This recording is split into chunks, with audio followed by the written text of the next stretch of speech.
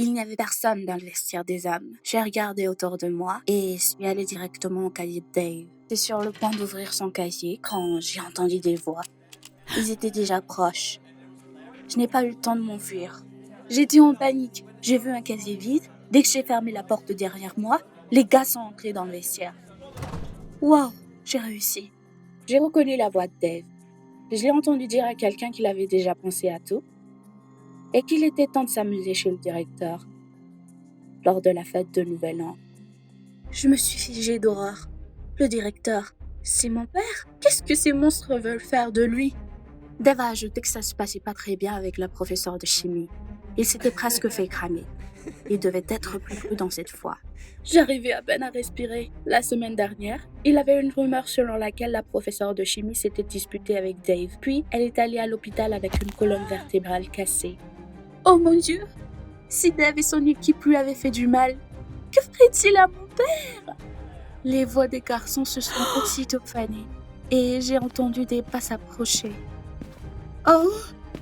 Je pouvais même pas imaginer ce qui m'arriverait si je me faisais prendre. À travers la fissure, j'ai vu que Dave était très proche. Je peux courir. J'ai passé la porte et je me suis enfuie. Les gars me poursuivaient. J'ai couru dans les toilettes des femmes et me suis enfermée dedans. La porte de la salle de bain grinça et j'entendais des voix d'hommes. Quelqu'un a essayé d'ouvrir nerveusement ma porte. Oh mon Dieu, je suis piégée.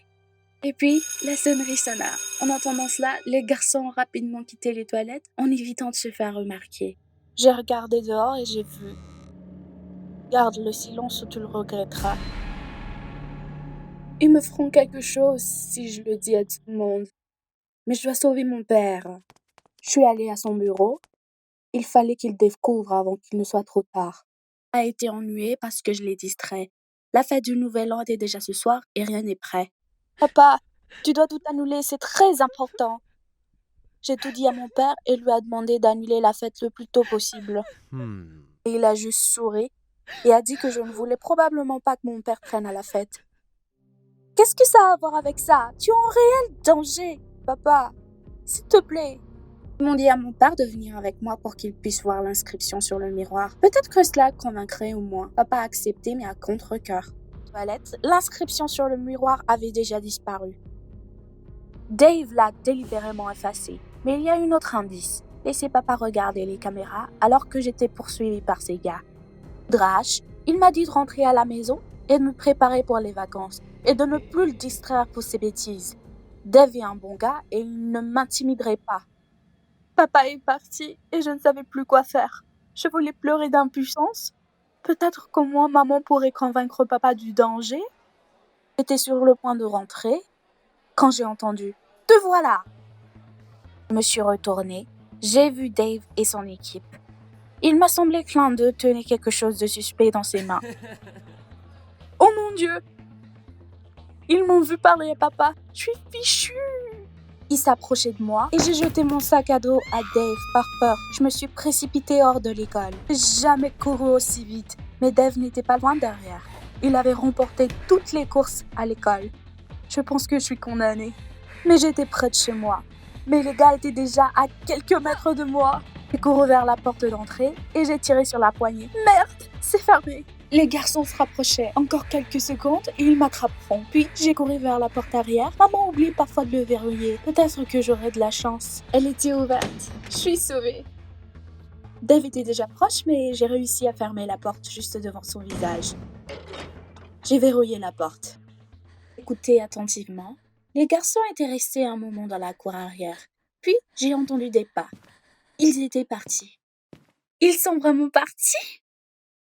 Puis, je suis montée. Je dois attendre ma mère et tout lui dire. J'ai entendu le bruit d'un moteur. J'ai regardé par la fenêtre. C'était la voiture de maman. Mais à ma grande horreur, j'ai remarqué que Dave et ses amis se tenaient de l'autre côté de la rue. Zut! J'ai vu ma mère sortir les sacs d'épicerie du coffre. Dave s'est rapproché d'elle et a dit quelque chose. Puis, elle a été entre tout le monde. Je pense que maman avait l'air confuse. La menaçait-il? Soudain, elle a souri et a donné au gars des sacs lourds et a agité sa main pour les inviter à entrer. « Maman, mais qu'est-ce que tu fais? Ne les invite pas !» J'ai fait comme si je n'étais pas là. C'était bruyant au début, mais ensuite c'est devenu calme. Peut-être qu'ils sont tous partis? Puis, on a frappé à ma porte. C'était la voix de maman. Elle a dit que mes amis étaient venus me voir. Sans ouvrir la porte, je lui ai rapidement parlé de leur tentative d'assassinat. Nous devons vite nous débarrasser d'eux, dis-je. Ma mère soupira avec lassitude. Elle a dit que j'avais regardé trop de thrillers et que je pouvais voir le danger partout. Et elle a ajouté qu'il était indécent de parler à travers la porte. Maman est partie, mais après, j'ai entendu un gros coup. Maman, j'ai ouvert la porte et me suis figée d'horreur.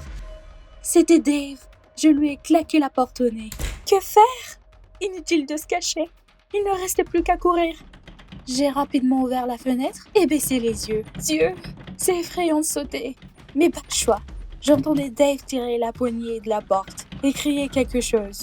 J'ai fermé les yeux et j'ai sauté. Je pense que je me suis tordu la jambe. Mais ça ne suffisait pas. J'ai clopiné chez les voisins pour appeler la police, mais ils n'étaient pas à la maison. Puis, essayant d'oublier la douleur, je me suis précipitée au poste de police. À bout de souffle, j'ai crié que j'étais pourchassée, qu'une tentative d'assassinat était en cours et qu'ils doivent arrêter Dave et son squad. Ils sont déjà chez moi. Mais les flics n'ont pas réagi. D'un air ennuyé, ils ont dit que je pouvais y aller, qu'ils prendraient tout en main. Comment? Vous n'avez même pas demandé les détails. Mais les flics m'ont déjà expulsé de la gare. Des larmes de ressentiment et de peur m'étouffèrent. Que faire? Je dois sauver mon père moi-même. Je n'ai tout simplement pas d'autre choix. J'ai regardé mon téléphone. J'ai eu 10 appels manqués de ma mère. Oh mon Dieu, quelque chose lui est arrivé? Je l'ai rappelé tout de suite. Vous pouvez entendre les bips.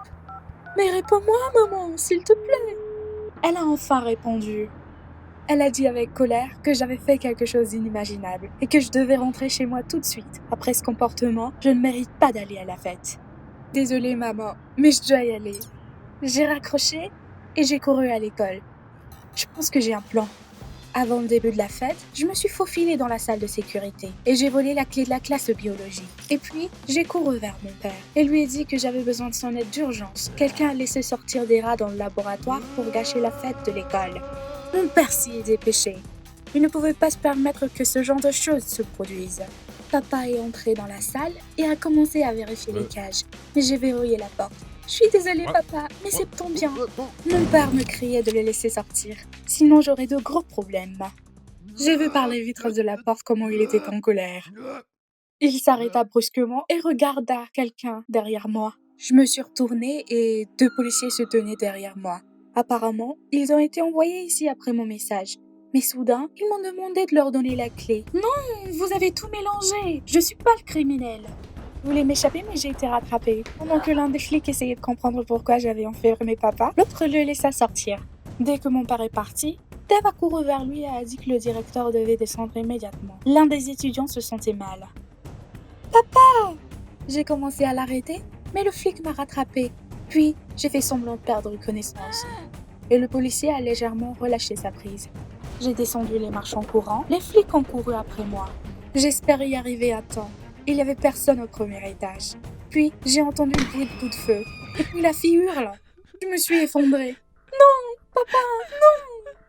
Paniquée, j'ai couru vers la cour. J'ai vu les élèves regarder les feux d'artifice. Et Dave tendait à mon père un gâteau qui disait « 10 ans de travail scolaire ». Mais qu'est-ce que tout ça veut dire? Qu'en est-il de la tentative d'assassinat? J'ai été renversée par les flics. Ils étaient sur le point de me mettre les menottes aux mains lorsque mon père est intervenu. Il a dit qu'il semblait comprendre ce qui s'est passé et leur a brièvement expliqué la situation. Quand ils m'ont laissé partir, Dave est venu vers moi et m'a dit que j'étais un grand coureur et qu'il n'avait aucune chance à la course scolaire.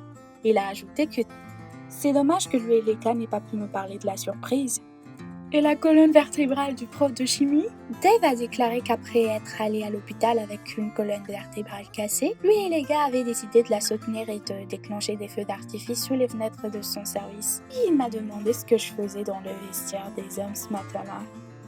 J'étais embarrassée et je préfère garder ça comme un petit secret, si tu vois ce que je veux dire.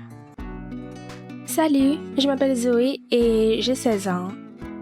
Vous êtes-vous déjà senti comme une paria dans la société? Lorsque vous êtes évité et même effrayé par Que feriez-vous si vous étiez victime d'intimidation et de rire à cause de votre apparence? Regardez cette vidéo jusqu'au bout et vous apprendrez à vivre avec un visage laid. Vous pensez rarement au fait que l'apparence peut tellement affecter votre vie, surtout lorsque vous aimez la vôtre. Chaque jour, je recevais des compliments et tous les amis de mes parents étaient touchés en me voyant et chérissaient ma beauté. Après tout, ma mère est esthéticienne et mon père est chirurgien plasticien. Et bien sûr, les gens qui créent la beauté ont le plus bel enfant. J'étais activement impliquée dans le cheerleading. J'étais l'une des filles les plus populaires à l'école et je me suis même présentée pour le poste de présidente de l'école. J'avais un beau petit ami, David. Presque toutes les filles voulaient être moi. Et ça me plaisait. Ma vie n'était qu'un conte de fées qui s'est terminé après ce jour. Je conduisais à l'école avec mon petit ami. Nous nous amusions à discuter et à ne pas vraiment regarder la route. Je n'utilisais jamais de ceinture de sécurité car je pensais que rien de mal ne m'arriverait. Mais soudain, une voiture s'est jetée sur nous et David a perdu le contrôle de sa voiture. Soudain, j'ai ressenti une force énorme qui nous a projetés sur le bord de la route. J'ai senti les éclats de verre s'enfoncer dans mon visage et il s'est engourdi. Avez-vous déjà eu un accident? Vous comprenez alors que j'étais en état de choc à l'époque. Donc, je ne me souviens pas de grand-chose. Mon visage guérissait depuis 1 mois et je devais me promener la tête complètement bandée. Je ressentais une douleur insupportable, quotidienne. Chaque jour était un calvaire. Je pensais que c'était la pire chose qui pouvait m'arriver et pendant tout ce temps, jusqu'à ce que mes bandages soient enlevés.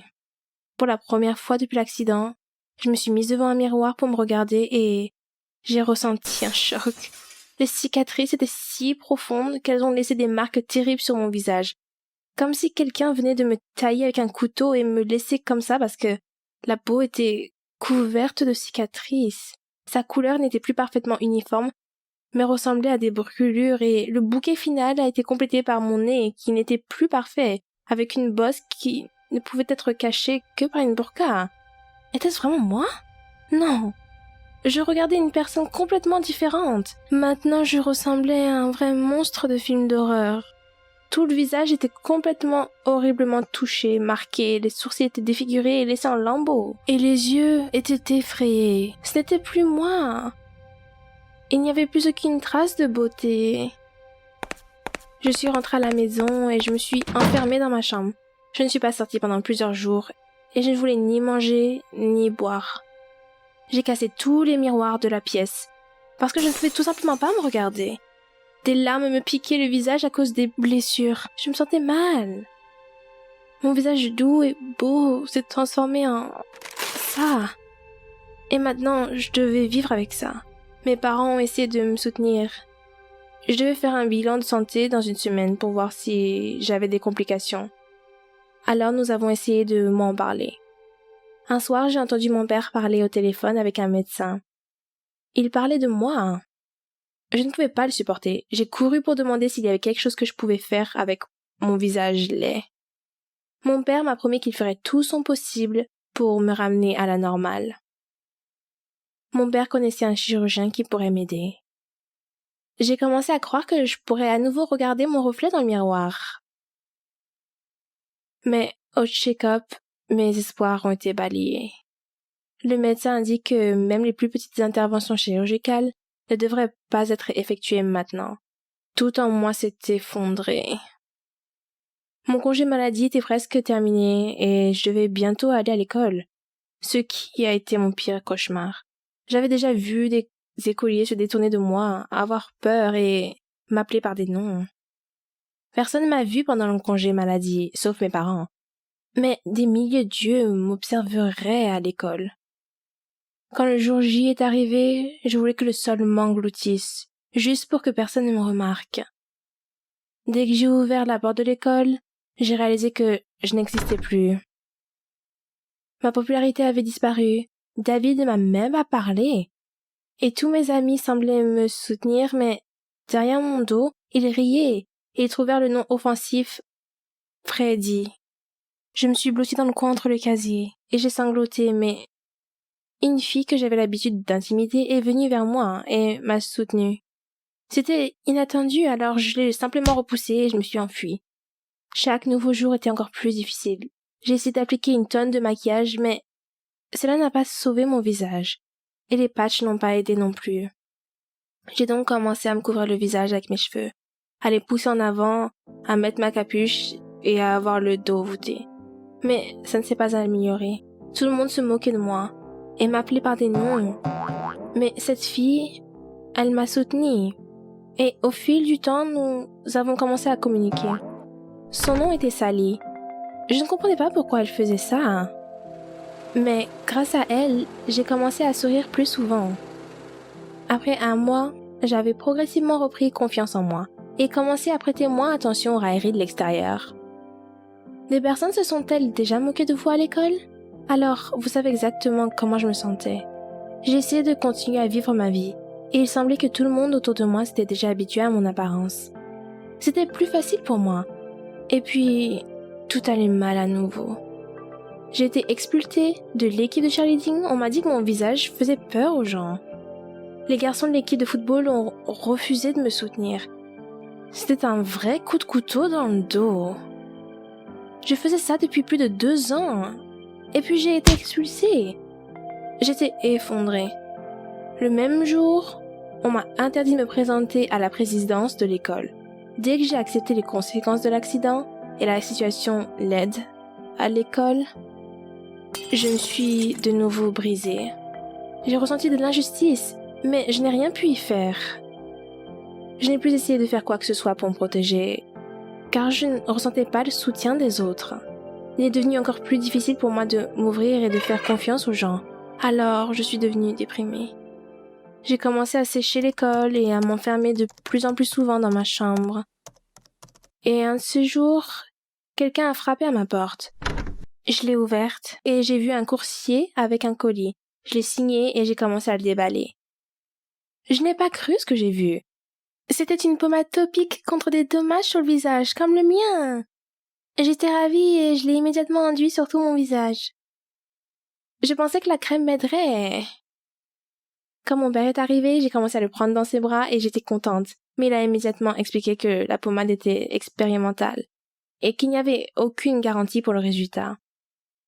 Mes espoirs ont de nouveau été anéantis. Allais-je être laide pour toujours?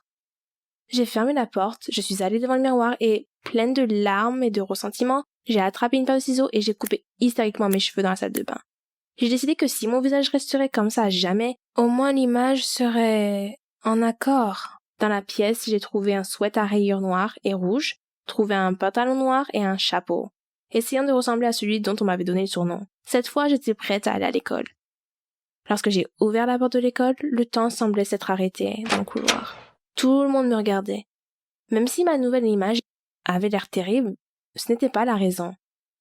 En me rapprochant des comptoirs électoraux, j'ai trouvé la mienne. Et derrière elle se tenait Sally, qui criait des slogans pour moi. Je pensais que tout le monde se moquait de moi à nouveau, et j'ai soudainement commencé à déchirer les dépliants du mur et à les jeter à la poubelle. Sally a essayé de m'arrêter, mais je l'ai repoussée et je me suis enfuie en pleurant. Tous les yeux étaient sur moi. Sally m'a rattrapée et a commencé à me calmer. Elle m'a tout expliqué. Il s'est avéré que pendant tout ce temps, elle était en train de négocier avec le directeur pour me permettre de participer aux élections. Et il s'est indigné qu'on m'ait interdit de le faire. Le directeur a été choqué que j'étais traitée de cette façon. Donc tous ceux qui ont voté pour mon renvoi ont été interdits de participer aux élections. Je ne croyais pas que c'était réel. Ils m'ont soutenue. Il y a 2 jours, l'élection a pris fin et grâce à mes connaissances et aux efforts de Sally, j'ai été élue présidente. Pendant longtemps, j'étais vraiment heureuse. Me produire devant de grandes foules m'a aidé à réduire mon apparence. Je ne sais pas ce qui va se passer ensuite, mais j'étais heureuse de participer. Et je pense que j'ai recommencé à sentir le sol sous mes pieds. J'essaie de ne pas penser à l'accident et d'essayer d'avancer. Avez-vous eu des problèmes avec votre apparence? Si oui, écrivez votre histoire dans les commentaires.